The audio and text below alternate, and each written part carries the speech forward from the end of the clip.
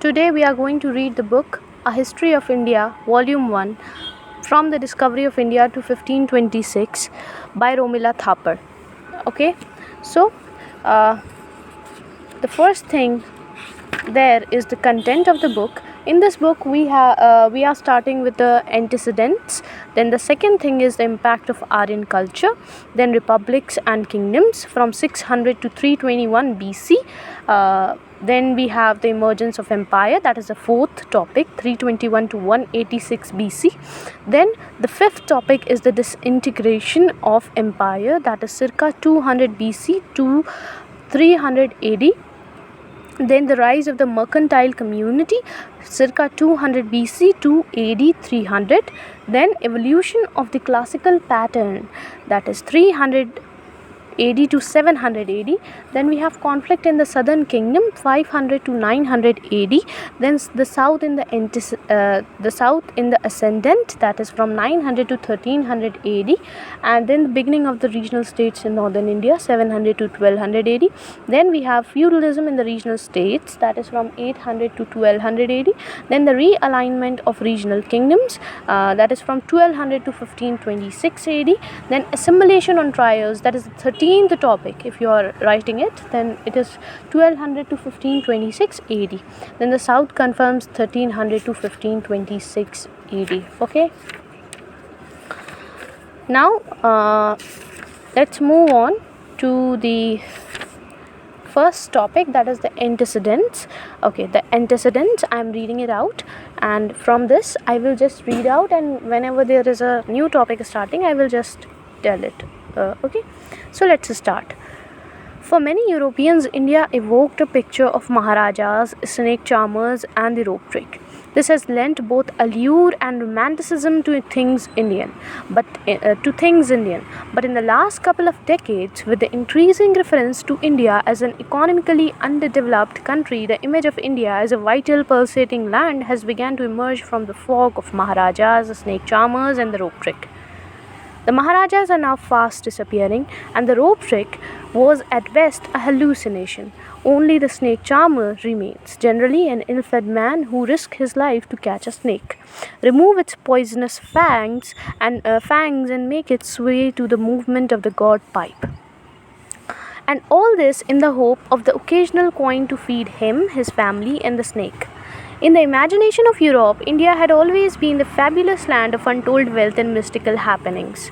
With more than just a normal share of wise men, from the gold-digging ants to the philosophers who lived naked in the forest, these were all part of the picture which the ancient Greeks had of the Indians, and this image persisted throughout many centuries. It might be more charitable not to destroy it, but to preserve it would mean the perpetuation of a myth.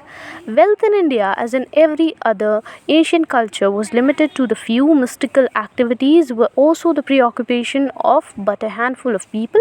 It is true, however, that acceptance of such activities was characteristic of the majority, whereas in some other cultures the rope trick would have been ascribed to the prompting of the devil and all reference to it suppressed. In India, it was regarded with amused benevolence. The fundamental sanity of Indian civilization has been due to an absence of Satan.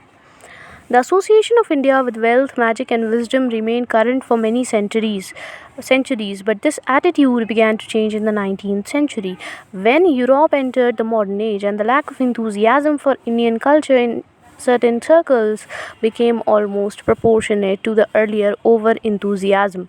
It was now discovered that India had none of the qualities which the new Europe admired. There was apparently no stress on the values of rational thought and individualism. India's culture was a stagnant culture and was regarded with supreme disdain, an attitude perhaps best typified in Macaulay's contempt for things Indian. The political institutions of India, visualized largely as the rule of the Maharajas and sultans, were dismissed as despotic and totally unrepresentative of public opinions. And this, in an age of democratic revolutions, was about the worst of sins. Yet, a contrary attitude emerged from almost a small section of European scholars who had discovered India largely through its ancient philosophy and its literature in Sanskrit.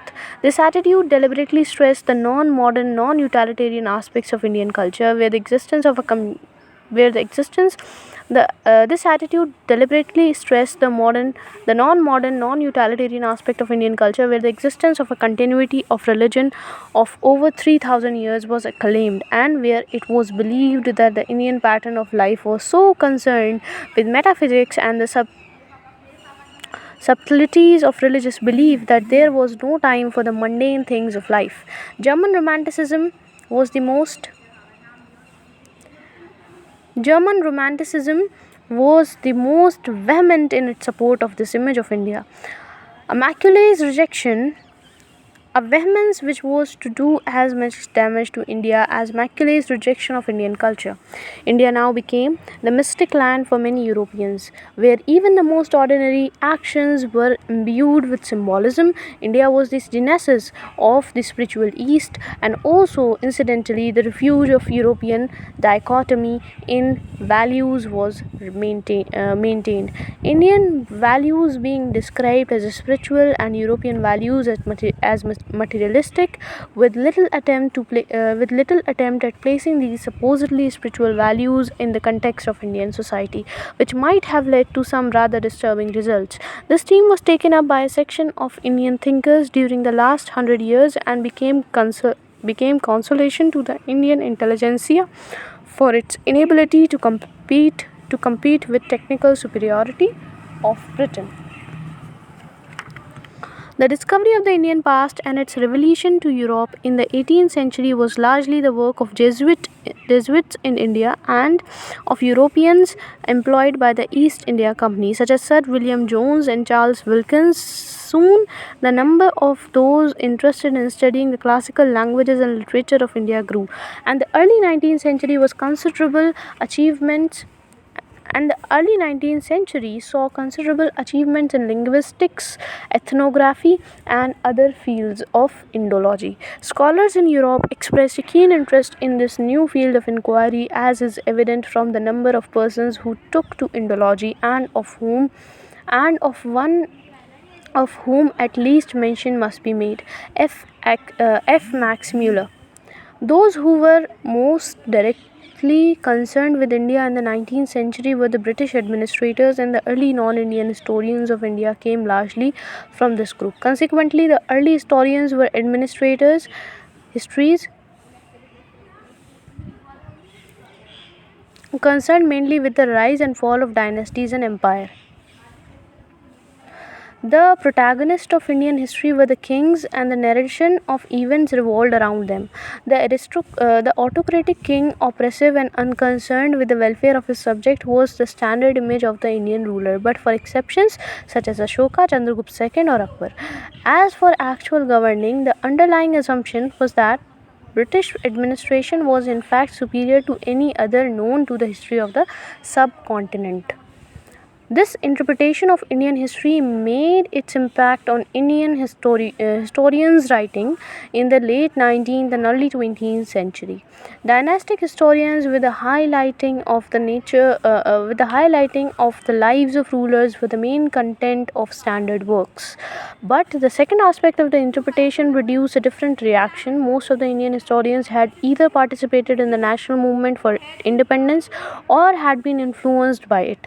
Their contention was that the golden age in India had existed prior to the coming of the British, and that the ancient past of India was a particularly glorious period of her history. This view was a natural and inevitable adjunct to the national aspirations of the Indian people in the early 20th century. In this connection, there was another Bethenoir which cast its shadow on much of the early writings on ancient India. European historians working on this period had been brought up on the classical tradition of Europe. where it was firmly believed that the greatest human achievement was the civilization of the ancient Greeks, le miracle Greek. Consequently, every newly discovered culture was measured against ancient Greek and invariably found to be lacking, or if there were individual features worth admiring, the instinct was to try and connect them with Greek culture.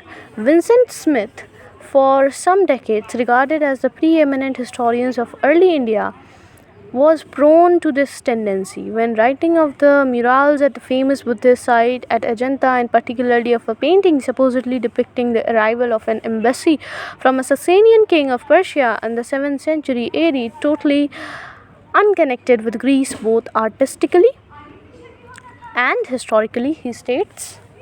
So now I am going to read a statement. Okay. So the picture, in addition to its interest as a contemporary record of unusual political relations between India and Persia, is one of the highest values as a landmark in the history of art. It not only fixes the date of some of the most important paintings at Ajanta, and so establishes a standard by which the date of others can be judged, but also suggests the possibility that the Ajanta school of pictorial art may have been derived from Persia and ultimately from Greece. So here the statement ends. Okay. Now coming back to the text. Not surprisingly, Indian historians reacted sharply to such statements. Attempts were made to prove either that India had not derived any part of its culture from Greece, or else that the culture of India was a close parallel to that of Greece, manifesting all the qualities which were present in the latter, that every civilization is its own miracle, was not as yet recognized either by Europeans or by Indian historians. The idea of assessing a civilization on its own merits was to come at a later stage. When European scholars first established a relationship with India in the 18th century and became curious about its past, their sources of information were the Brahman priests, the acknowledged guardians of the ancient tradition, who maintained that this tradition was preserved in the Sanskrit sources with which only they are familiar. Thus, much of the early history of India was reconstructed almost entirely from Sanskrit sources, from material preserved in the ancient classical language. Many of these works were religious in nature, and this naturally colored the interpretation of the past. Even somewhat more secular literature, such as the Dharam Shastras, that are the law books, had Brahman authors and commentators, and was therefore biased in favor of those in authority, and generally adhered to the Brahmanical interpretation of the past, irrespective of its historical validity. For example, the caste system as described in these sources appear to have been a rigid stratification of society, apparently imposed from an early period and thereafter preserved almost intact for many centuries. Yet the actual working of caste in Indian society permitted of much variation, which naturally the authors of the law book did not wish to admit. The use of evidence from a variety of different sources at a later period was both a challenge to certain aspects of Brahmanical evidence and a corroboration of others, thus providing a more accurate picture of the past. Evidence from contemporary inscriptions and coins became increasingly important. The descriptions left by foreign travelers and recorded in non-Indian sources, Greek, Latin, Chinese, and Arabic, allowed of new perspectives, as also did the more tangible remains of the past made available through excavations. The corpus of evidence on Buddhism, for instance, was increased with availability of the Pali Canon as recorded in Ceylon, and from Chinese sources. Sources in Arabic and Persian relating to the history of India in the post-13th centuries began to be studied in their own right and ceased being regarded as supplement to Islamic culture in Western Asia. The concentration on dynastic histories in the early studies was also due to the assumption that in Oriental societies the power of the ruler was supreme even in the day-to-day functioning of the government. Yet authority for routine functions was rarely concentrated at the center in the Indian political system. The unique feature of Indian society, the caste system, integrated as it was as it was to both politics and professional activity, localized many of the functions which would normally be associated truly oriental with a truly oriental despotism. The understanding of the functioning of power in India lies in analysis of the caste and subcaste relationships and of institutions such as the guilds and village councils, and not merely in the survey of dynastic power. Unfortunately, the significance of such studies has only recently been recognized, and it will probably take another decade or two of intensive scholarship before historically valid generalizations can be made. For the present, one can at best indicate the possible generators of power. That the study of institutions did not receive much emphasis was in part due to the belief that they did not undergo much change, an idea which also fostered the theory that Indian culture has been a static, unchanging culture for many centuries, largely owing to the lethargy of the Indian and his gloomy fatalistic attitude to life. This of course is an exaggeration. Even a superficial analysis of the changing social relationships within the caste structure, or the gradient system, or the vigorous mercantile activities of Indians throughout the centuries points to anything but a static socio-economic pattern. It is true that at uh, at certain levels there is in India a continuous cultural tradition extending over 3,000 years, but this continuity should not be confused with stagnation. Sorry, the chanting of the Gayatri verse by a Hindu has a history of 3 millennia, but the context in which it is chanted today can hardly be said to have remained unchanged. It is surprising that Whilst work on Europe during the 19th century laid tremendous stress on discovering patterns of evolution in the history of Europe, the same approach was never applied to the study of Asian history. Indian history was treated as a series of islands in time, each named after a particular dynasty, and the same format was followed in most standard work by Indian historians. This is not to suggest that studies on other aspects were ignored. Some were interesting information. Some very interesting information was collected throughout the 19th century on various aspects of Indian society and religion. But somehow this information was really integrated into standard historical work. Emphasis on dynasties led to the division of Indian history into three major periods: ancient, medieval, and modern. The ancient period frequently begins with the coming of Aryan culture, and in later publications with the Indus Valley civilization, and concludes with the Turkish raids in northern India. That is circa 1000 AD, approximately 1000 AD, which in turn inaugurated the medieval period lasting until the coming of the British in the middle 18th century. This division was buttressed by the inappropriate equation of ancient with Hindu and medieval with Muslim, since most of the dynasties of the first period were Hindu in origin and those of the second Muslim. The Muslim period was imbued with a distinctive character to distinguish it from the earlier period by stressing the separateness of Muslim culture at all levels. Justification for this thesis was sought in the writing of the theologians and court chroniclers of the Muslim rulers. In any case, political trends being what they were in 20th century India, the Hindu and Muslim periodization was accepted by both Indian and non-Indian historians of India, but such a periodization of Indian history is misleading in its emphasis apart from being questionable in its assumptions. Religion was by no means the preeminent motivation factor of change in Indian history, as these titles would imply. It was one among a number of forces. Recently, attempts have been made at redefining the major periods of Indian history on the basis of changes of a less arbitrary kind than the above. In order to prevent confusion, the use of term of division has been avoided in the chapters which follow. In order to prevent confusion, the use of terms of division has been avoided in the chapters which follow. There was yet another factor which, up to a point, conditioned the emphasis of historical interpretation: the geographical structure of the subcontinent. The vast northern Indo-Gangetic plain lent itself more easily to the emergence of large unitary kingdom. The southern half of the subcontinent, the peninsula, was cut up into smaller regions by mountains, plateaus, and river valleys. The changing topography permitting of less political uniformity than the northern plains in an age of empire, as was the 19th and early 20th century, the larger kingdom of the north attracted the attention of historians. Periods when large kingdoms flourished became the golden ages, and those which saw the growth of smaller regional states became the dark ages. The history of the peninsula received far less attention, except during those periods when it too could boost off in the peninsula as sorry the history of the peninsula received far less attention except during those periods when it too could boast of empires.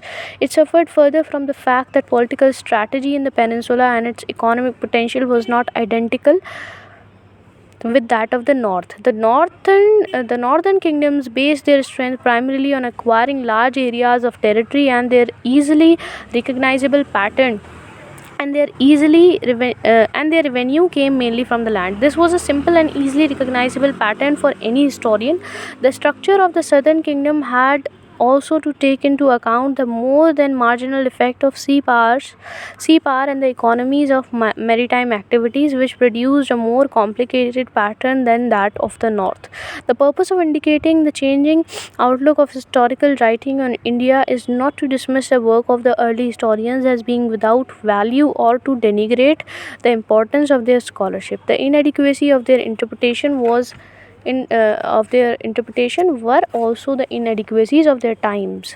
Okay, were often the inadequacies of their times. For a historian is frequently far more representative of his age than he is aware. Despite their shortcomings, these studies laid the foundations of the history of India and gave a firm chronological framework around which fresh interpretations can be constructed, which will place the ideas and institutions of Indian civilization in their correct perspective. The historians of India has in the past been regarded primarily as an Orientalist in the days when Orientalists were those who studied the languages and cultures of Asia, whose studies in 19th century in the popular mind of any in the sorry I'm reading it again.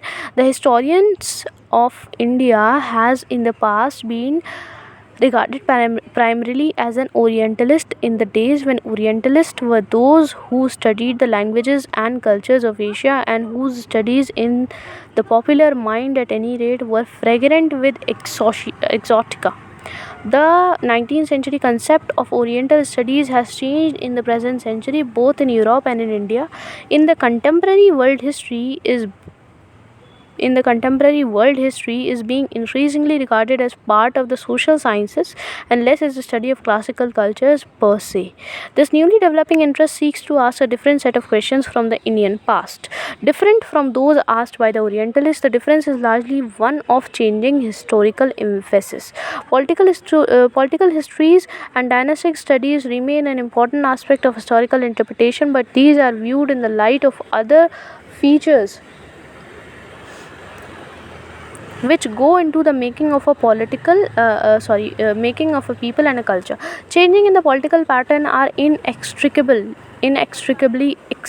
entwined in changes in the economic structure, and these in turn have a bearing on social relationships. If a religious movement finds a large following, then its attraction must have been relevance to the kind of people who support it. A new language and a new literature can only emerge if they fulfill a need for the society in which they are rooted. It is not enough for the historian of India to present or to analyze the ideas of those who attempted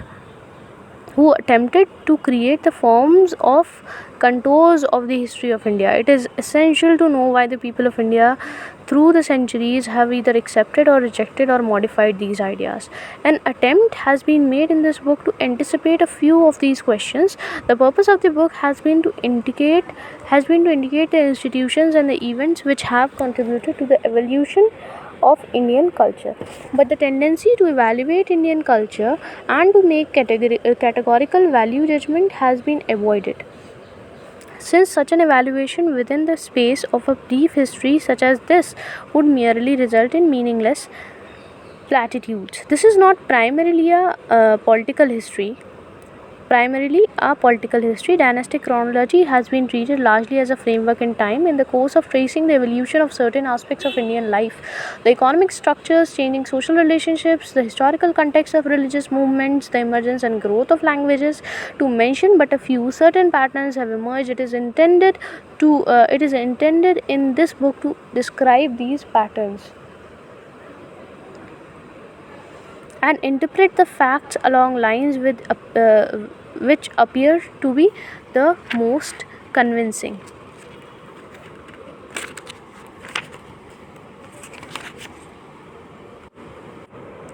In recent years, the early history of India has been enriched by the incorporation of evidence provided by two new techniques: the systematic study of society in its various facets and the extensive use of contemporary evidence from archaeology. The importance of the former lies in the fact that it indicates the possibilities of new ways of approaching the Indian past and of posing questions in the answers to which may lie a more real comprehension of the history of India. Such an approach has already been effectively had already been used effectively in certain types of research.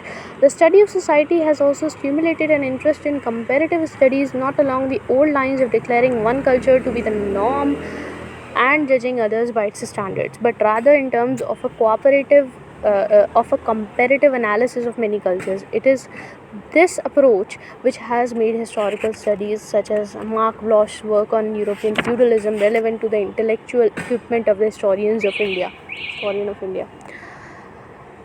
Archaeology has provided tangible three-dimensional facts in the material remains discovered through survey and excavation. These facts not only corroborate literary evidence and provide statistical data, but they also help to fill in the gaps, particularly in the earliest period of Indian history. Evidence on Indian prehistory obtained in the last 15 years has been of considerable value in suggesting the origins of later patterns of culture. Even a superficial familiarity with the archaeological picture of the subcontinent in the centuries preceding the historical period is helpful in understanding the early history of India. The earliest traces of human activity in India so far discovered go back to the second interglacial period between 4 lakh and 2 lakh BC, and these show evidence of the use of stone implements. There followed a long period of slow evolution which gathered momentum towards the end and resulted in the spectacular Indus Valley civilization, or the Harappa culture as it has been more recently named. In 2300 BC, the antecedents of the Harappa culture are the village sites of the Baluchistan hills, the Nal culture, uh, and of the Makran coast to the west of the Indus Delta, the Kulli culture, and certain of the village communities along the rivers in Rajasthan and Punjab. The Harappa culture was the most extensive of the ancient civilizations in area, including not only the Indus Plain, the Punjab and Sindh, but also northern Rajasthan and the regions of Kathiawar in western India. It was essentially a city culture, and among the centers of authority were the two cities of Mohenjo-daro and Harappa.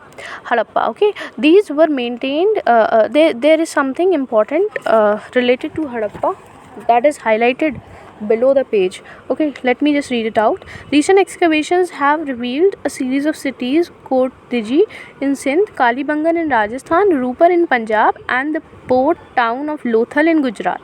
But the two earliest cities appear to have been the most important.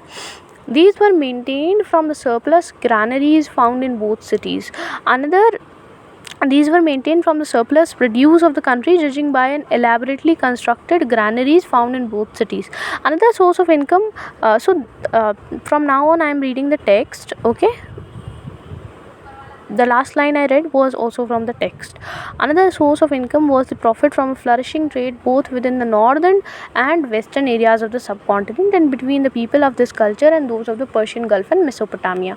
The cities show evidence of an advanced sense of civic planning and organization. Each city was divided into the citadel area where the essential institutions of civic and religious life were located, and the residential area where the urban population lived. Amongst the many remains of the Harappan culture, perhaps the more puzzling are the seals, small, flat, square, or rectangular objects with a pictorial motif, human or animal, and an inscription. The latter remains undeciphered and holds promise of interesting information when it can be finally read. These seals, numbering about 2000, appear to have been the token of the merchants, or possibly they were connected with the produce of the countryside which was brought into the cities. Political continuities between the Harappa culture and the later Aryan culture was prevented by the intrusion of less civilized people who occupied the sites of the Indus Valley in the first half of the second millennium BC. By 1700 BC, the Harappa culture had declined, and the migration of the Indo-Aryans from Iran is about 1500 BC introduced.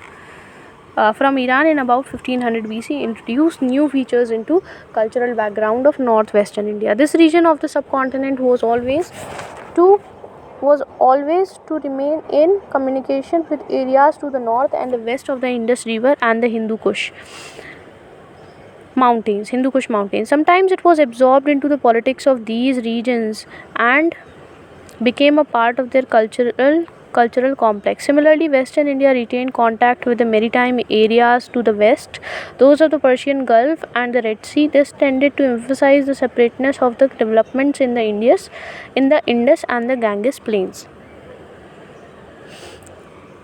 Further east in the Ganges Valley, there is evidence of small settlements of people in the transition stage between hunting and agriculture, using a variety of stone and copper implements and an inferior type of ochre-colored pottery. These were presumably the people whom the Indo-Aryans met when they moved into the Ganges Valley. Since the painted grey ware associated tentatively with the Indo-Aryans has been found at some sites superimposed on levels containing the earlier ochre-colored ware. Painted grey ware sites have been found in the western half of the Ganges Valley and range in date from 1100 to 500 BC. More recently, iron has been found. At some of the earlier sites, which may lead to an earlier data for the use of iron in India than the generally accepted one of 800 BC. The painted grey ware sites indicate agricultural communities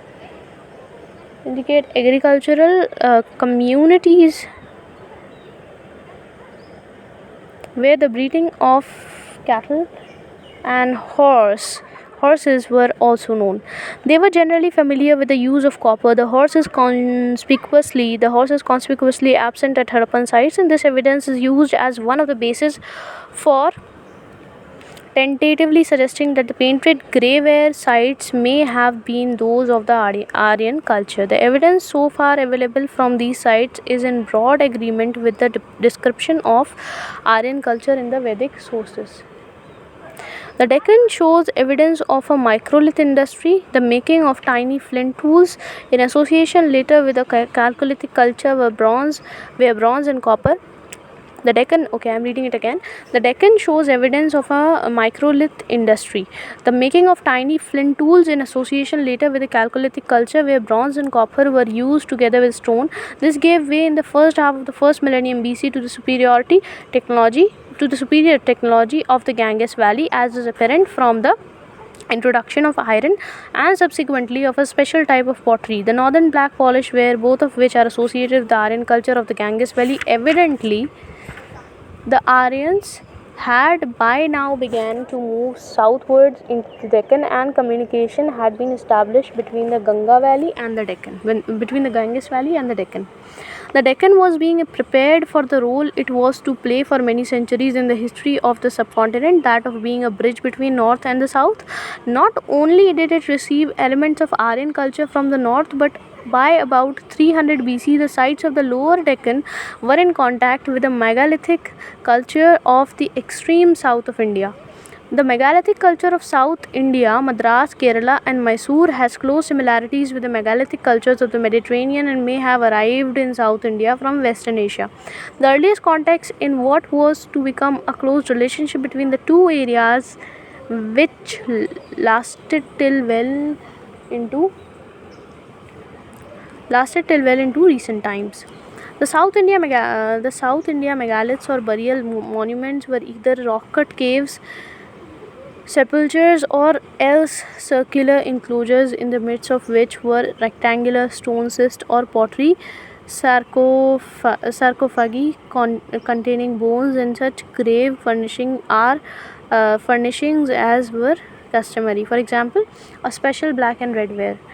These monuments are generally found in the vicinity of fertile land irrigated from tanks especially built for storing water, which suggests a remarkable degree of cooperative effort on the part of the builders. The megalithic culture, which dates circa 500 BC and 100 AD, brings us to the historical period in South India. The ethnic composition of the people involved in these various cultures was not identical. Ethnological studies have revealed 6 main races in the Indian subcontinent. The earliest was apparently the Negrito, and this was followed by the Proto-Australoid. The earliest was apparently the Negrito, and this was followed by the Proto-Australoid and Mongoloid, the Mediterranean, and later those associated with Aryan culture. There is evidence of the Proto-Australoid, the Mediterranean, Alpine, and Mongoloid in the skeletal remains at Harappan sites. Presumably, by this time, the first five of the races mentioned above were well settled in India.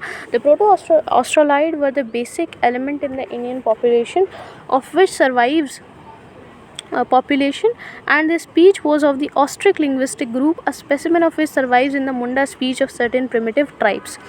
The Mediterranean race is generally associated with Dravidian culture. The concentration of the Mongoloid people was in the northeastern and northern fringes of the subcontinent, and their speech conforms to the Sino-Tibetan group. The last to come were the people commonly referred to as the Aryans. Okay. Aryan is in fact a linguistic term indicating a speech group of Indo-European origin and is not an ethnic term. To refer to the coming of the Aryan is therefore inaccurate. However, this inaccuracy has become so current in historical studies of early India that it would sound unduly pedantic to refer to the Aryans as the Aryan speaking people.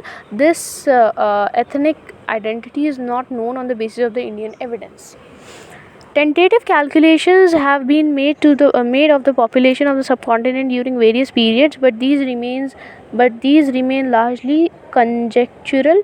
An estimate suggested for the subcontinent at the end of the 4th century BC is 181 million. This estimate is based partly on the size of the Indian army as described in Greek sources when referring to the campaigns of Alexander of Macedon in northern India. It is possible, of course, that Greek writers were exaggerating the figures in order to demonstrate to their readers the formidable military strength which Alexander would have had to face. Had he pursued his campaigns into the Ganges Valley, the estimate of 181 million appears to be rather high. A figure of about 100 million or less for the early period might be more credible. An estimate for the early 17th century is 100 million. The first census of the British Indian administration, covering the entire subcontinent, carried out in 1881, put the population at a little over 253 million. It was against this background of peoples and cultures of Indian prehistory that the Aryan-speaking tribes arrived in the north and made their contribution to Indian civilization. J.M. Datta, Population of India, both 320 BC, Man in India, Volume 42, Number 4, October-December 1962, and W.H. Moreland, India at the Death of Akbar, Delhi 1962, page 21. Okay, now the second topic is the impact of Aryan culture. Then from then onwards we have the third topic, which name is republics and kingdoms. Okay, so now the topic is the impact of Aryan culture.